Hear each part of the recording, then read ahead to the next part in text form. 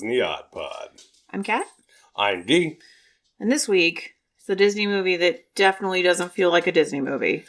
Condorman from 1981. This comic book artist is asked to serve his country. Are you serious? But the call of glamour, danger, and an unlimited expense account tempt him. He finds the life of a spy somehow attractive. The smashing drives in the country. The exciting floor shows. Little cloak, little dagger. The nautical excursions. Condorman, rated PG. Look out for him in a theater near you. You know what this feels like? It feels like a stretch. That's what this feels like. Stretch? A stretch how? Like, what do you mean? Okay. In no world are they going to ask this comic book artist to help them in the FBI and then just adhere to whatever he wants to do. The CIA, but he's a creative type. He's helping them come up with a plan. No, but this is not a thing. It's a great thing. In no way is this a thing, ever. Of course it's a thing. No, it's not. It is. You know they do this in real life, right? Like for the Homeland Security stuff, they bring in like directors and writers and have them try and come up with the worst case scenarios and situations. Are you sure that wasn't just on South Park? Yeah, no, it's a real thing. But they're not gonna, hey, let's do this super complicated dumb plan. No, they're not gonna carry it out. That's what I'm saying. Okay, this is fucking stupid. I thought it was pretty funny. I can't. There's so many things about this movie that I was like, what is going on? Like, it is funny in parts, but you laughed out loud like 50 times during this movie. I was laughing at how fucking dumb it was, and just like how many things were so stupid about it. Woody, you're a great cartoonist, but you're a lousy bird. And we'll get into it, but just there was a lot happening in this movie. Yeah, I thought it was hilariously dumb. The description of this movie is from the Amazon synopsis, which means it's going to be 1 to 2 sentences. Just one sentence. And it's maybe like the first 10 minutes of the movie.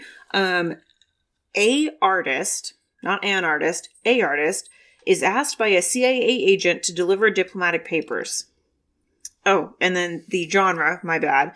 Comedy, drama, kids, adventure, romance, action. Kids is definitely not. This is not a kids movie. Yeah, and that's why I say it feels like, at least like some of the other Disney live action movies, like there's kind of a lighthearted element to them. You know what? This is lighthearted. But this also feels like it's almost the first Touchstone movie. That's what I mean. It feels like another studio made this movie. It doesn't feel like a Disney movie. Yeah, I mean, I will admit, 15 minutes in, can you please make sure that this came out in theaters? And don't get me wrong, there's a lot that I liked about this movie. However, yeah, the problem with this movie is just the first 20 to 30 minutes. I mean, there's a couple other problems, which we'll talk about. I guess. You know, there's a big problem. There's a huge problem. Maybe there's something I missed. It's I don't know. Huge. It'll be huge. It'll be a huge problem. Okay, so the director, Charles Jarrott, yeah. He was a real gem. He did things like Yes, Virginia, Santa Claus is Real. And Lady Boss. And a movie that we're going to have to watch, The Littlest Horse Thieves. Oh, I missed that one because I was too busy with A Stranger in the Mirror. Or Mary, Queen of Scots. The Christmas List. So many TV movies that no one has ever seen. Ever. Wow. And then, if you want to get into our writer, our screenplay guy, Mark Sturdivant. I mean, did you not see the teleplay Beretta? Literally the only other thing he's ever written. He wrote this, yeah, and one episode of Beretta. But it was based on a book from Rob Sheckley called The Game of X. And they came up with Condorman. Condorman! No. Condorman! I hate it. That's how the beginning was. But then there is so I don't understand the whole thing of uncredited writer when he's clearly credited here. Oh, was he? You mean on IMDb? Yeah. But not credited in the credits of the movie. So I don't anybody who goes quote unquote uncredited on the movie, I don't ever consider them. They can fuck off. Poor Lady with Snow White. Uncredited. Yeah. That's why we didn't talk about any of them. They were all uncredited. What's the point? So, okay, let's get into our first biggest problem. Wait, we didn't go through the actors. I know. That's the first biggest problem. Mr. Michael Crawford. I thought Woody was great. Oh my god. Oh my god, no, he was awesome. He was a ripoff of the Greatest American Hero. Okay, this guy... If Condorman can't do something in real life, then I won't have him do it in one of my comic books. Is the most unappealing man I think I've ever seen or heard in my entire... I just was repulsed by him the entire movie. Like, everything he said, his eyes were way too squinty. Like, I just really could not stand this guy, and I think that, honestly, that's what made me really dislike most of the movie, was like, ugh. I couldn't disagree more. Ugh. I hate this guy. I think it's his ridiculousness that saves the movie. But I don't believe that this hot Russian chick is going to be like, yeah, I want to fuck you. Like, duh. No, he was repulsive to me. He was really repulsive. Yeah, but you got to think about the things that he did, not the way that he looks. But it's everything about him. It's just his voice. Right, but you're just looking at him from a different perspective, where the Russian lady's just like, oh, you saved my life. I hate it. You killed 3 Russian or Turkish people. You did all this stuff. I hate it so much. I don't hate it. But he hasn't really, done a lot. Oh, no. He was in a bunch of 60s movies and some B movies and some TV movies, and that was about it. Well, there's one important thing I need to call out that he did, because it was a very important part of my childhood. He voiced a character in a movie called Once Upon a Forest, which is by another studio, not Disney. Uh-huh. And it's this really awesome movie about these forest creatures where there's a toxic waste spill, and one of the little kids gets really sick, and so they have to go on this adventure to find the cure, the stuff that'll cure the girl's sickness. And it's wacky and great and awesome. Awesome. You wrecked months and months of work. The big surprise is awaiting us on our ramble. And then we have Oliver Reed as Krakow, who is a crazy guy. Yeah, he's been in a decent amount of stuff. He typically plays a lot of, generals and... There's something... I need to actually kind of look up right now. Please hold. Okay. There's something I feel like I recognize him from that I didn't find the first time. You recognize him from Tommy. Oh, yeah, that's exactly it. He plays somebody called Frank. Yeah. He's the stepdad guy. Okay, yeah, that's where I recognize him from. It's from the movie Tommy. Yeah. Yeah. Which I've never seen, but I saw it in the credits and I said, huh. I didn't see... I was trying to look through the credits. I was like, God, I recognize him. Even though he was in Baron Munchausen, which I could have recognized him from. He just looked like a familiar guy, but I've probably never seen anything that he's done. I haven't even seen Gladiator, which he was also in. He's the main villain guy, I guess. And then Natalie, Barbara Carrera, who is Nicaraguan, not Russian. Oh, that checks out. Yeah, that checks out. Yeah. But she was hot. She doesn't really do a ton of stuff. She was in The Island of Dr. Moreau, which sounds... She was a Bond girl. Oh, was she? I don't know. Yeah. I don't remember the movie. I didn't write it down, but... Never Say Never Again? Yeah, something like that. And she was in Dallas. And the Lone Wolf McQuaid with Chuck Norris. See, I don't know any of these things, so to me it's like, oh, you were in nothing. Yeah, she might as well have been a 40s actress to Kat. Exactly, that's what I'm saying. She's like a nobody to me. But I thought she did a really good job. No, she was really good. Well, she was good. The way that they wrote her character was really annoying. She's supposed to be this KGB agent, and she's fucking incompetent as all hell. She can't do anything. Yeah, she should have been a little more competent and a little bit more helpful. And I'm frightened. Oh, really? You haven't been in, scarier situations than this with your fucking KGB boss, boyfriend, owner guy? I don't even really know what your relationship is to that. That was honestly... Actually, more than the main dude, that was the part of this movie that bothered me the most, was every time there was something remotely dangerous... She was worthless. And that she's a KGB agent. She should be more competent than that. Okay, and then there was Harry, who's James Hampton. He looked really familiar. Well, because he's the dad in Teen Wolf. Oh, which I've never seen, but... Well, okay, and then he was also a dude in F Troop, which you've never seen. Nope, but you've seen Sling Blade, and he was in that. Yeah, he was like a minor character in that. Yeah, but he looks super familiar. Very minor character. And he was apparently in 50 episodes of Days of Our Lives. He looks like a soap opera guy. Yeah, he kind of does. And really that's it. I mean, those were really the 4 people that really mattered. Yeah, I mean, the Silver Eye guy, he was the guy with the cataract. He was a pretty prolific French actor. Like, he's been in almost 200 French things. Sure. So, Jean-Pierre Calfon. Morovitch. Yeah, he's a pretty prolific French actor. So, not to us, he's not cool, but, you know. You're not cute. Not cool. Did you get any fun facts? I got a few, yeah. This is actually surprising for an old movie. There's usually none. I was kind of devoid of fun facts. I didn't find much, but I do have something to share that I found that was very funny. Okay, we'll go for it. Oh, okay. So, I was looking for fun facts, and I don't know if this person is serious or if they're being funny. They wrote this really long raving review about how great this movie is, and they're British, but I'm not going to read the first part, but I'm just going to read the last part because it's too funny. So why, with the current trend of making comic book movies at a high, does nobody take a chance and offer this classic a remake? Think about it. It's gotta be better than Daredevil, The Punisher, Batman and Robin, and as far as Catwoman, don't even get me started. Question is, who would play the wonderful Crawford? Reed Carrera. Well, the part of Natalia could go to somebody awesome. Let's say, Hilary Swank. Hannibal Reed needs to be one mean SOB. So how about Vernon Wells? Bad guy, bad string vest, back mustache? Perfect. And last but not no means the least, Woody Wilkins. Well, Vin Diesel needs a hit, but I feel the acting part of the role may be too much for him. So let's go Jeremy Irons on board. Come on, Hollywood, get with it. That is a terrible. None of those people fit for any of these roles. No, it doesn't, but I had to share it. But this person, apparently this movie was on a lot in the UK all the time on TV. Good. In his childhood, so I think they're serious. Could be. Yeah. But yeah, Hilary Swank, she's just so hot for this role. Hot for Swank. Hilary Swank's not hot. It's a huge problem. I mean, this was written back in 2005, but still. Still a huge problem. Yeah. Huge problem. The guy that played Krakow, Oliver Reed, was kind of known to be crazy.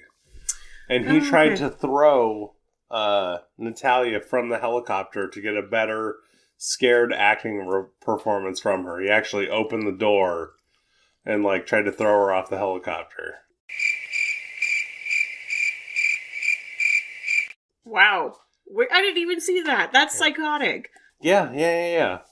And apparently our buddy Mike almost drowned in the river when he landed in it with his wingsuit. God, I wish he would have. No. And then also our buddy Oliver Reed once again, because you don't have any more, right?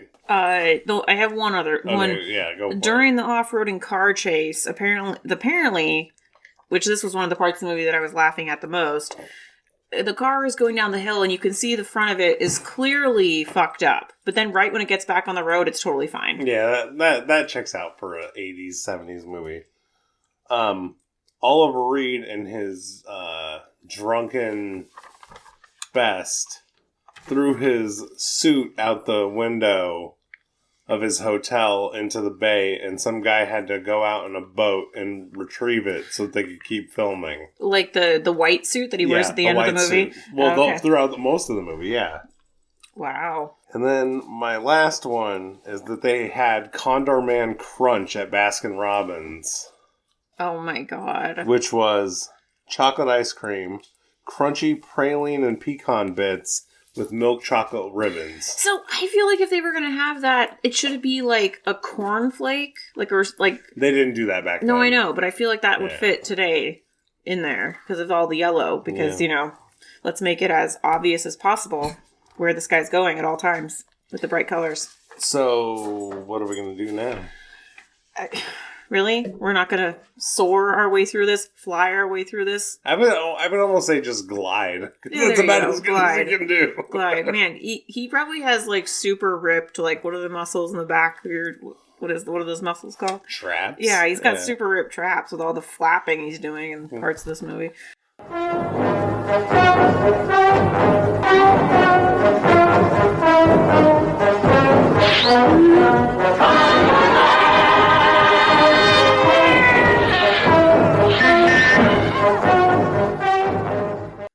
I just like how effortless it is for him to fly. I just like how this movie, at the beginning, from the opening credits, I was expecting, going into this movie, oh, this is going to be like an Inspector Gadget type of, he's a vigilante and he's going to go around the city saving people, doing wacky shit, and he's going to be really bad at it. Doop-a-doop-a-doop.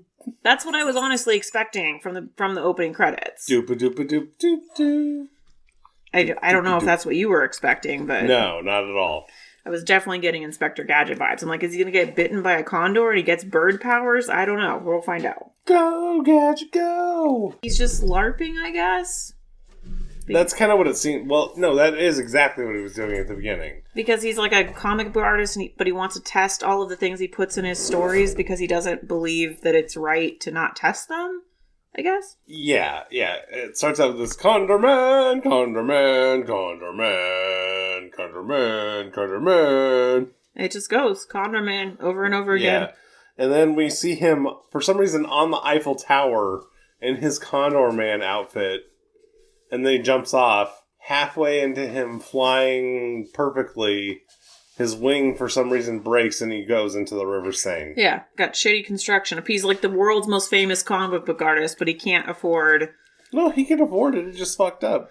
But you gotta remember, it was the early 80s where everything that was mechanical was a piece of garbage. Yeah, and so Harry and him are just friends. It's not really clear how they became friends, but Harry works for is it the CIA or the FBI? I can't remember. CIA.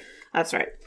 But he's just like a file guy. Like I don't know. Well, no, he just tells him that he's just a file clerk. He's not. He's an agent. Gotcha. Okay. So has to go pick a civilian to do this mission of dropping off a package in Istanbul. Yeah. Of course, the only American he knows is Woody. So he's like, hey, do you want to take a package? And of course, Woody shows up at the train station immediately in sunglasses, in Inspector Gadget outfit. Yeah, no, he's literally a trench coat.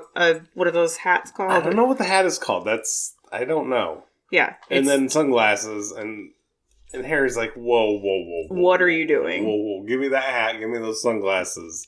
He keeps the coat, which is fine. Yeah, you need a coat. It could be chilly out. And then he slaps the attaché case onto his arm, which is like, that's the dead giveaway. You have the attaché case. It's attached to your arm. Is that what it? Yes, yeah. it's attached. It's attached to your arm. That's an attaché But that's case. what I mean. There's so much of this stuff in this movie that I'm like, that's not how they would do it. Like, this is so ridiculous. Of course not. It's just crazy. It's like, so stupid. Okay, hang on. So he goes to Istanbul. Istanbul was Constantinople, now it's Istanbul, not Constantinople, been a long time gone. Constantinople, now it's turns to light. And he is just this goofy dumb fuck, and he falls all over the place. And then this Russian lady trips him, and she's like, "Oh, ho, ho," and he's just immediately, his dick goes straight up in the air. He's like, let me impress you by ordering a triple. Well, first he orders a double of this special drink that she's having. I'll have one of those. One Istanbul Express. Yes. A double. A double? Nobody orders the double, sir. Okay. Make it a triple. Sir, nobody orders a double. Make it a triple then. And it's like a flaming drink that he drinks. And that's why you never order a doubles, because it's flaming. You can't put it out if it's doubled. Right. Or tripled. And so then he drinks it, and then all of a sudden he shoots fire out of his mouth. I don't know. See, this is why I hate the first part of the movie. The first part of the movie is terrible. It's pretty bad. Like, it's honestly, and I don't even know exactly what happened. It happened very fast, and I zoned out for a second. But So right here, she was like, well, aren't you a civilian? And he's like, no. And he lies to her and tells her he's Condorman. Condorman. And she's like, oh. And she's like, I think I'm going to get, killed or captured right here. Yeah, because these dudes show up and he's like, I'm going to save you. And then that's what I mean. I don't remember exactly how he defeated these guys. Well, they just started fighting. Oh, okay. They threw the knife into his briefcase and he shot the one guy with the espresso machine in the face. And okay, that's right. He just kind of, through a series of luck, was able to win the fight and get her out of there. Gotcha. So, and he does. And she gives him a kiss as she leaves. For some reason. And well, no, she was turned on by him from the start, because he's a charming little fella. Kat hates him, but I think that she's just way off base. I think he looks like a really creepy cousin of Robert Redford. He just is not right in a lot of ways. Well, right. He's an artist. That's the whole point. I don't like it. Yeah. But then we meet Sergei Krakow. And I was very distracted because immediately I'm like, this guy looks like a weird Russian cousin of Jimmy Kimmel. He does. He looks like a Russian, really tan version of Jimmy Kimmel. He does. And even though Jimmy Kimmel's Italian. Every time, but they have And I'm pretty sure Oliver Reed is English. Something about the positioning of the things on his face. I don't know. They look like they could be related. So I just kept calling him Russian Jimmy Kimmel every time he came on screen in my head. RJK. Yeah, exactly. Okay. That's fair. And I'm not clear. I'm like, are they in a relationship? Is it her brother? Is it her handler? Yeah, no. They were fucking. Okay. But she was he is her superior at the same time. Okay. And that's why he's like, you need to go in for re-education. Yeah, I wasn't sure what their relationship was at the beginning of the movie. It was clear that they were fucking. So the next scene is Woody obsessively drawing Natalia as Laser Lady. He's drawing her like one of his French girls. Like one of your French whores. So he's just doing that. And then the government figures out who Condorman is. The Russian government? No.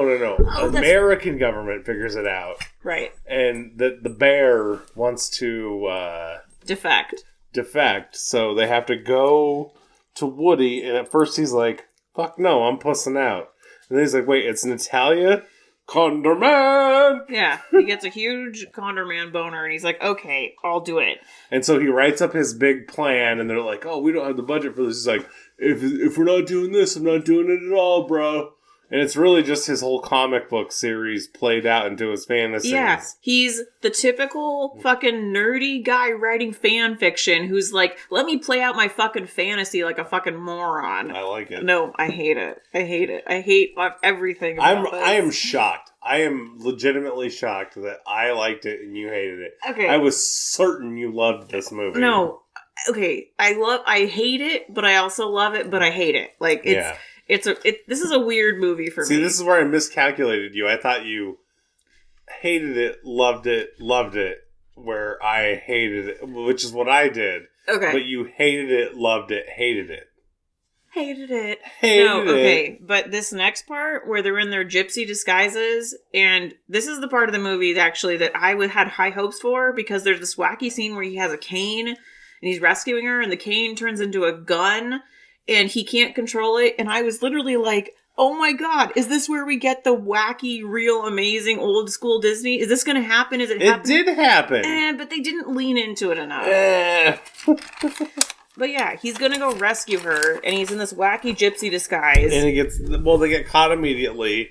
The cane gun goes off all over and Krokov, we get the next scene with Krokov, and he's like, oh, the man is expendable, but I want her alive. And then we meet Morovich, the guy with the fucking huge cataract. Okay, the super dramatic close-up of his eye was really funny to me for some reason.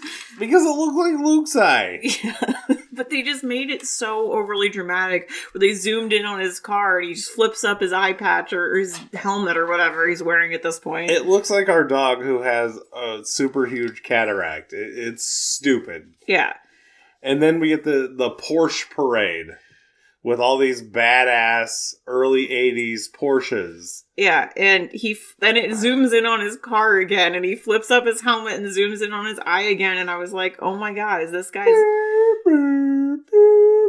It's almost like Kill Bill. Yeah, this guy, Silver Eye, is his cousin, Golden Eye.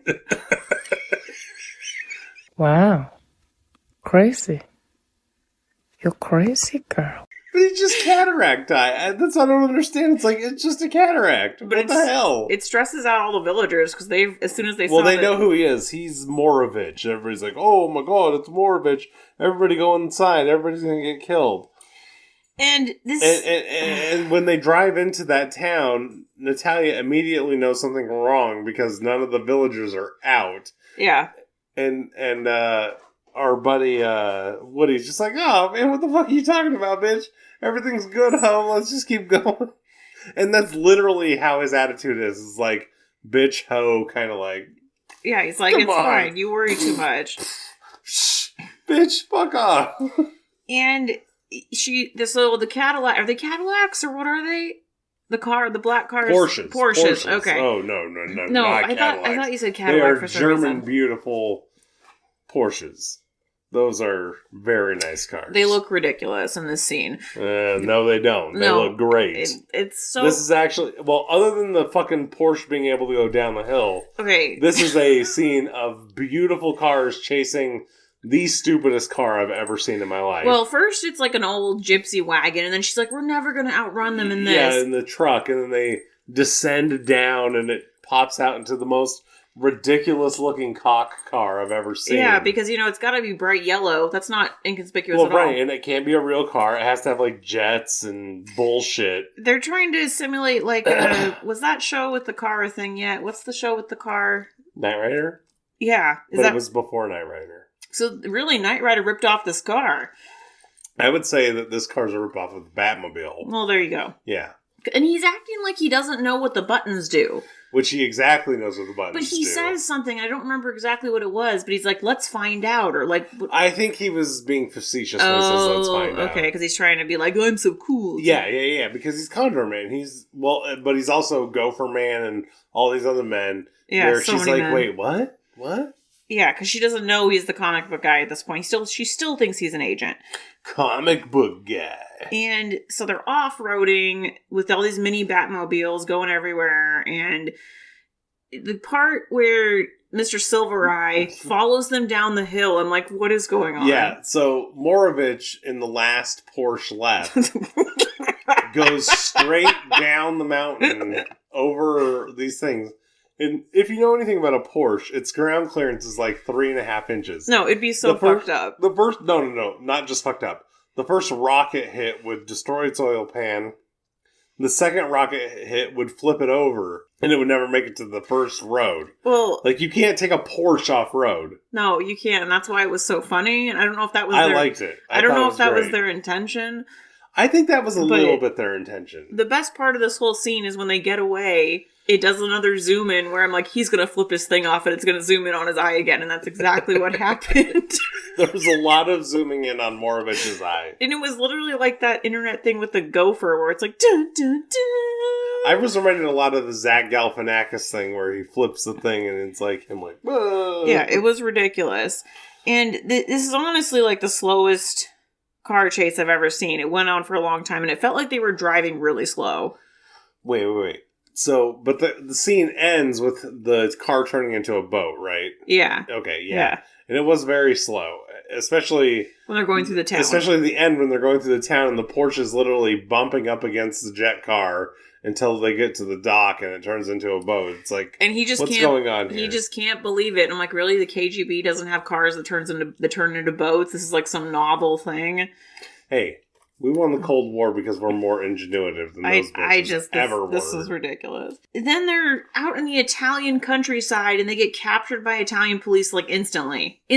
Well, yeah, they go into a barn to go to sleep and they immediately are captured, put in jail, and this is where Harry shows up in one of the coolest disguises I've ever seen. Oh my god. No, this French guy disguise is awesome because they put on the front of the paper that those two killed somebody in Monte Carlo. Yeah. Which, just remember, the press can always ruin your life at any minute of your life. Yep. Just everybody, boys and girls, remember. Let that sink in for a second. Yeah. Elon Musk it. Let that sink in. Okay, I think it's sunk now. Yeah. You don't remember that terrible joke where when he bought Twitter and he carried the sink in to let that sink in? No, I didn't see that. Yeah, that's terrible. Oh my god, this is why I don't pay attention. Yeah, exactly.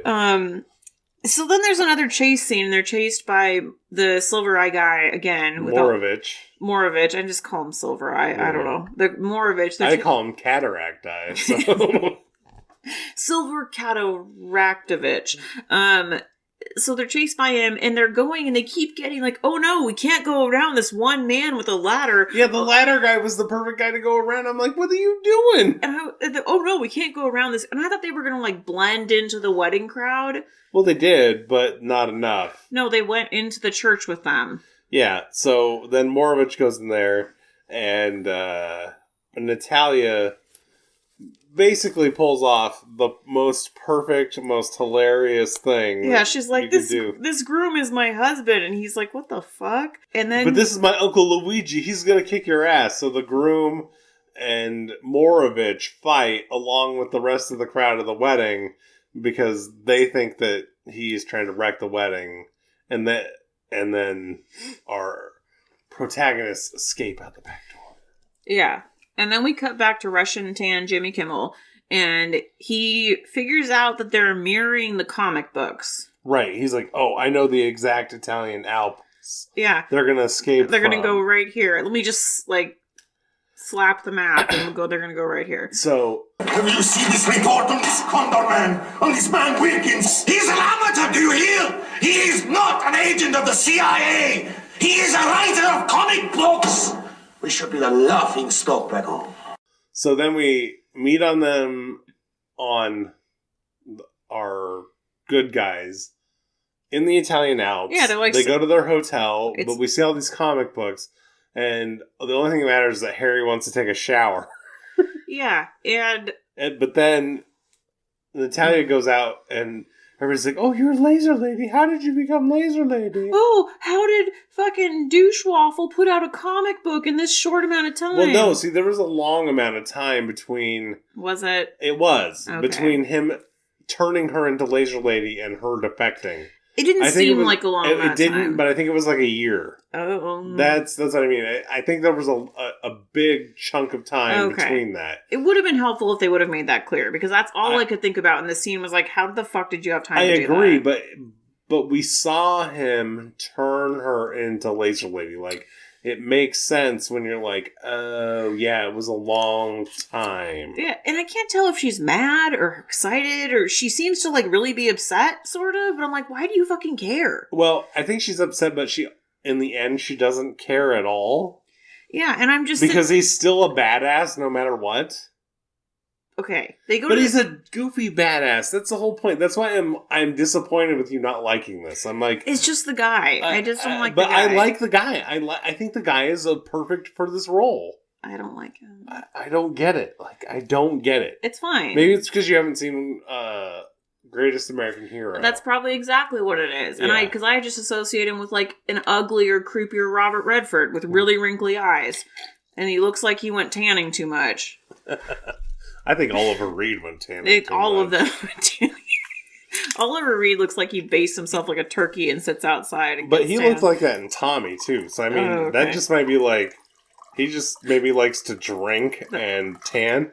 You know what's really weird about that? Because it's not like it's his skin color. He's tan. Is that my friend Wojtek's stepdad looked similar-ish to him, and also was the same. He drank all the time. And he was fucking dark tan, but for no reason. That's weird. It was weird. It was, and his daughter's even kind of the same way. Interesting. Yeah. I don't know about her drinking habits, but she's dark tan. And so then their great plan to escape is to go up a ski lift with jets, propulsion. Gondolas, essentially. Yeah, don't walk up the mountain and be super low, casual, like... Well, no, this is like Bond kind of escape comic book, but they had read ahead in the comics and they shot him down. Yeah, and... Except for Natalia, who should have fucking jumped. Right. What the fuck is wrong with her? That's the problem with the movie. This is what I'm talking about. She is a fucking weak link in this whole thing, because she's a fucking... If she was just some random bitch, that would be another... I could accept this. I could accept that she doesn't know, oh, there's like 10 million feet of snow there, I can jump and be fine. No, she just, oh god, and then oh, don't touch me. She would fucking, like, it would be so much cooler if she would have jumped and, like, beat their asses. I don't know, something. Well, see, this is where I kind of disagree, is because ultimately she's protecting herself the whole time. Because if she has to, she can just go back to being herself. I guess. And also, I didn't know why Cataract Man and Tan Jimmy Kimmel were using radios when they're standing like 10 feet from each other. Literally. They may not have been at first. I think when he fired the shots, or Morovich was like way down and off to the side, but by the time that she got up there, they were together. And they're still using their radios.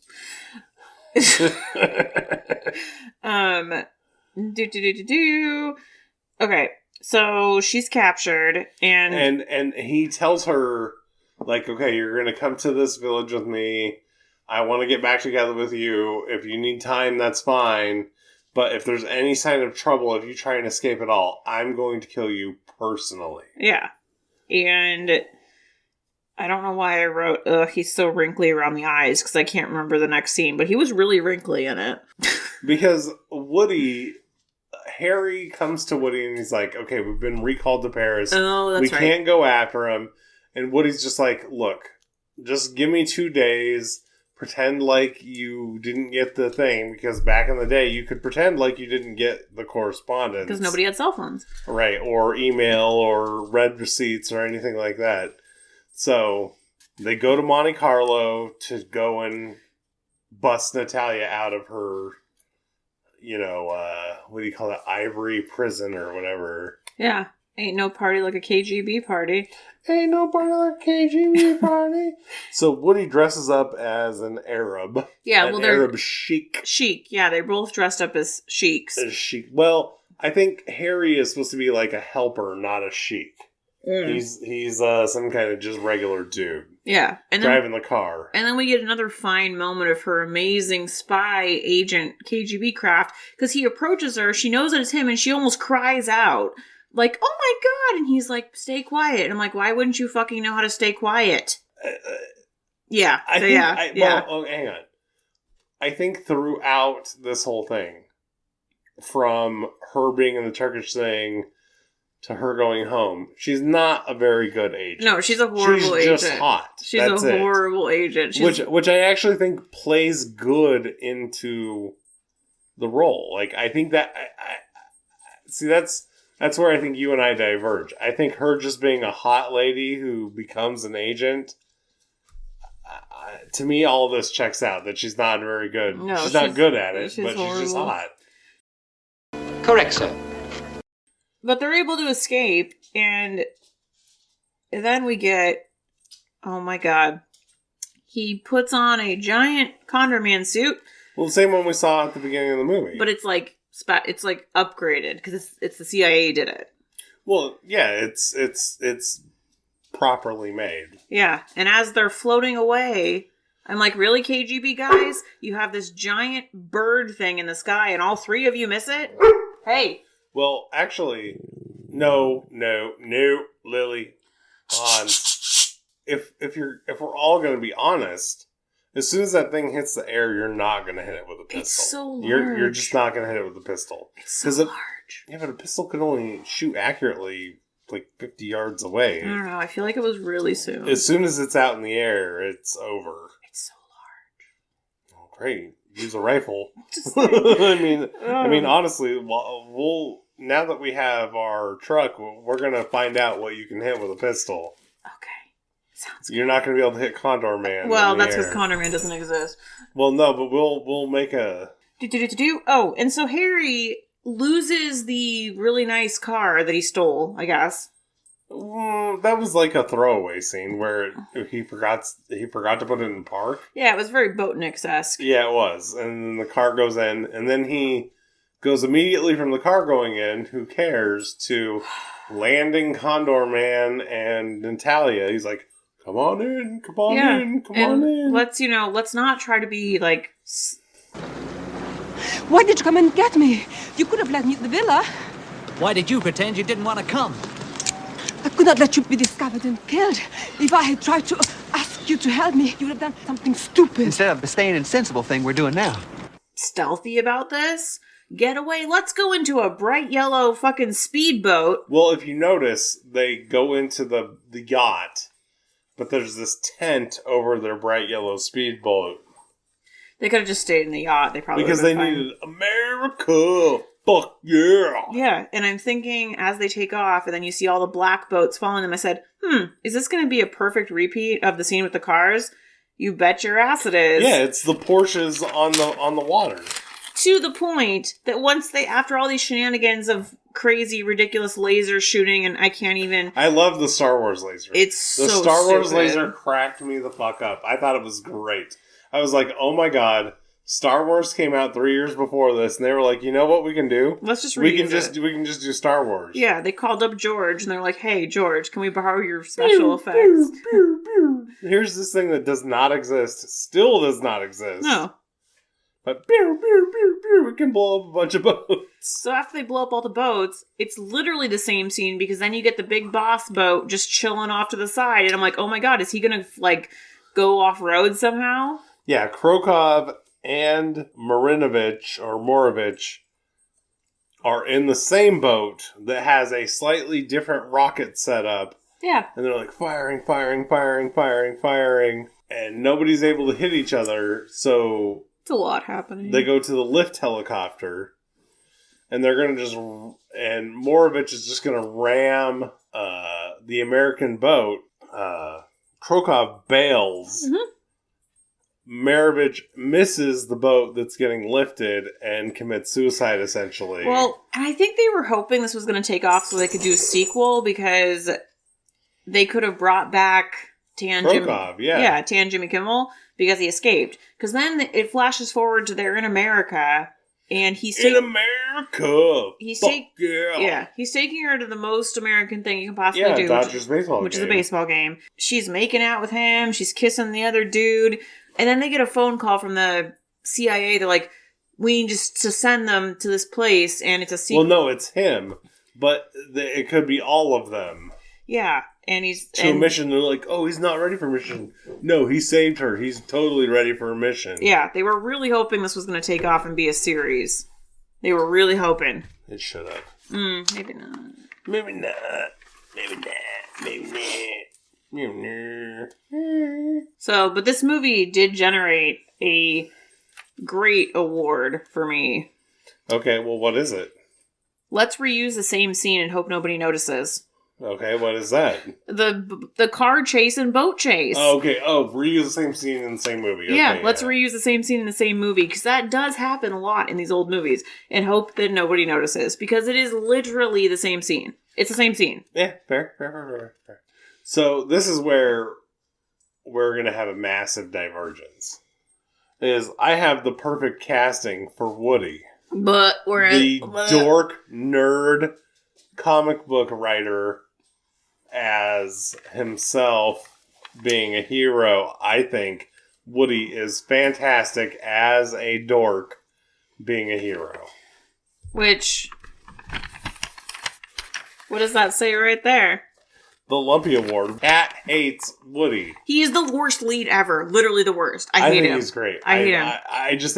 I think this has to be the biggest disparity in Disney Odd Pod history. I hate it. I hate him so much. Okay. So, for my second award, I'm going to do the What Was Disney Smoking? Where Was Walt award for this movie in general. What the fuck were they even doing making this movie? Okay, sorry, go ahead. There was no reason for them to make this movie. But you loved it. I like it. I didn't love it. I like it.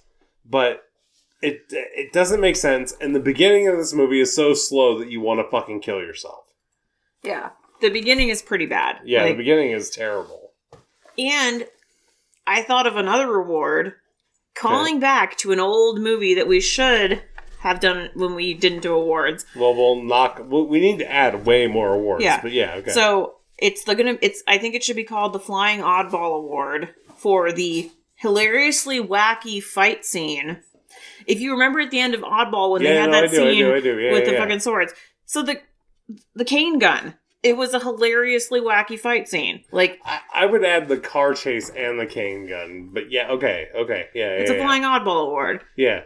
Yeah, Flying Oddball probably needs 3 awards based on how fucked it is. Yeah. But this is a very Flying Oddball movie. My last award is the Jack Jack Award for Pick Your Own Plot Device, because this was really... here's the plot thing, and then we're going to build the movie around it. That's pretty good. That's not bad. I had another original award to this movie. Cat's so original. The Condorman Suit Award for the worst getaway option you could ever possibly think of. Slow, obvious, brightly colored. Let's pick the worst possible option to get away.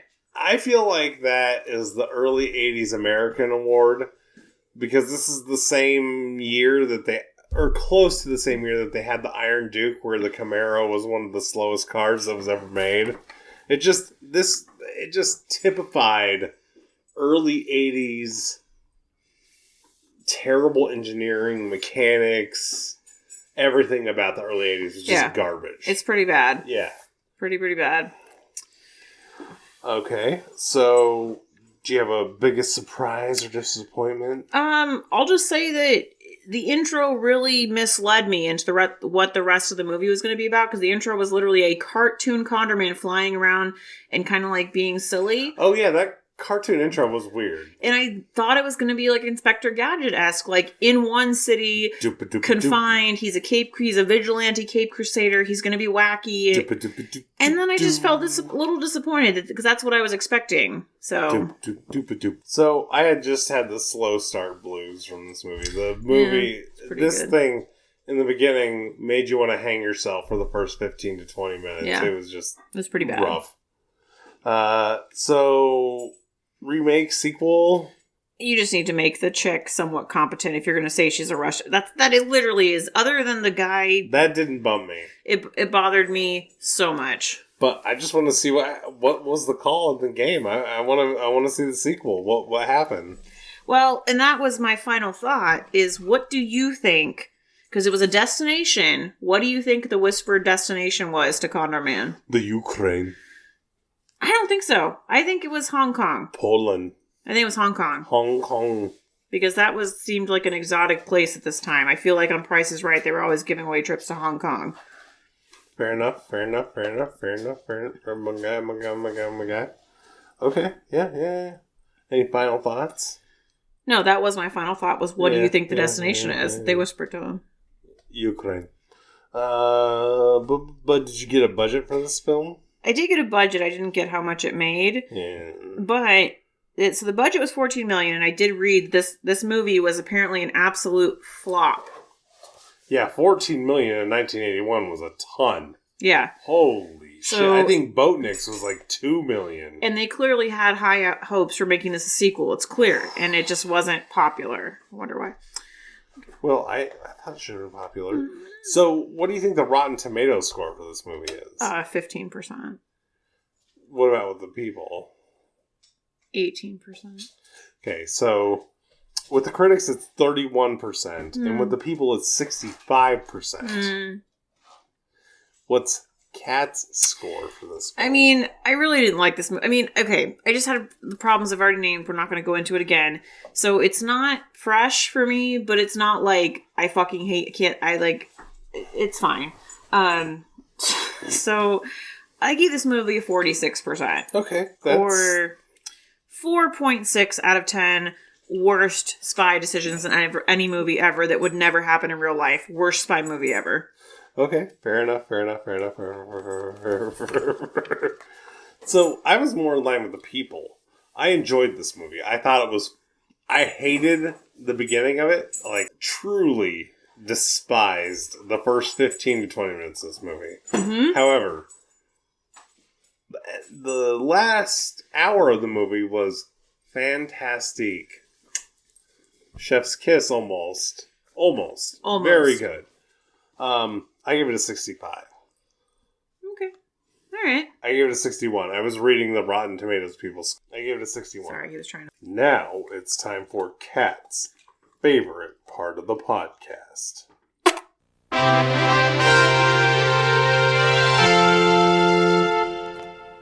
Number 161. which puts us in the same time frame we're in right now, pretty much. Great. Number 161. Oh, is the Great Mouse Detective. Okay, good. Okay, and this time we get number 332. 332? 332? Toy Story 3. Oh, we just watched that. Yeah, we did. Number 206, which is Hunchback. Jesus Christ. It's going to be tougher going forward. Jesus, Mary and Joseph. Can't get a number, Lily. We just can't find a good number. Jesus Christ, Hans, get back. Number 72, which is Moon Spinners. Oh my god, thank fuck. What? Why are you laughing? Because of how bad Moon Spinners was. Oh, why are you pointing at me when you do that? And then Monkeys Go Home, 82. Jesus, this is going to be tough. We'll find a number eventually. Hopefully before the dog eats one of these plastic things. Oh, number 86. We have not seen this yet. Oh, that's pretty old. What is it, in like the 50s? It's in the late 60s. Okay. You have any guesses for number 86? What's around it? Let's see. The closest thing we've seen is Bullet Griffin. Oh boy. Prior to this, or Love Bug after this. I have no idea. Okay, so from 1967, we have number 86, The Jungle Book. Oh. So we all know what this is. Yeah. I assume. Yeah. Yeah. It's a Jungle Book. It wasn't Baloo and the kid. The bare necessities. It wasn't. The bare necessities. Yeah. It wasn't an animated movie that I watched a lot as a kid, gonna be honest. Same. It's absolutely the same. Didn't watch it much. We didn't have it. Like, honestly, I don't know what the story of this is. Oh, okay. I know what the story is. Like, I know what happens. I've seen it, more recently than as a child, but I don't think I ever watched this as a kid, to be honest. I don't think I watched it till I was an adult. I probably watched it as a kid, but I really don't understand WTF. It's kind of like, whatever. Yeah. All right. So, in the meantime, like, subscribe, give us 5 stars, send us an email, disneyoddpod@gmail.com. Yeah, check us out on the social medias. You'll find us under Disney Oddpod. And yeah, give us a follow, give us a comment, give us a like, give us whatever you can give us. Yeah, just we appreciate all of our interactions. Yeah, it's great. So in the meantime, this has been Disney Oddpod. I'm Kat. I'm Dee. Bye!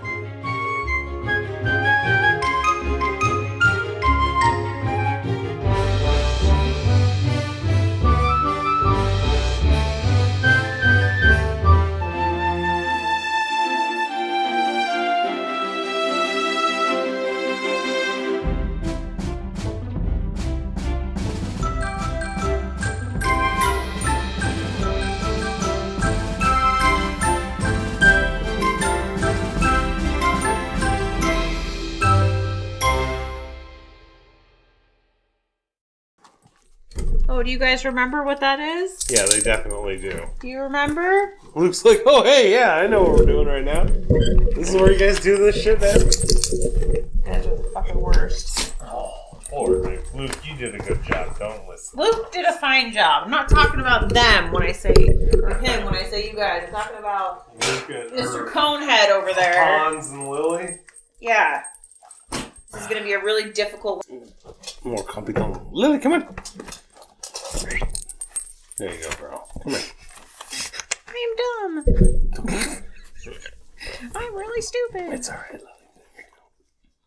It's okay. He can't be trying to come through here. Yeah, no, he can't. Sit down. Sit. Lay down. Lay down. Sit. Good boy.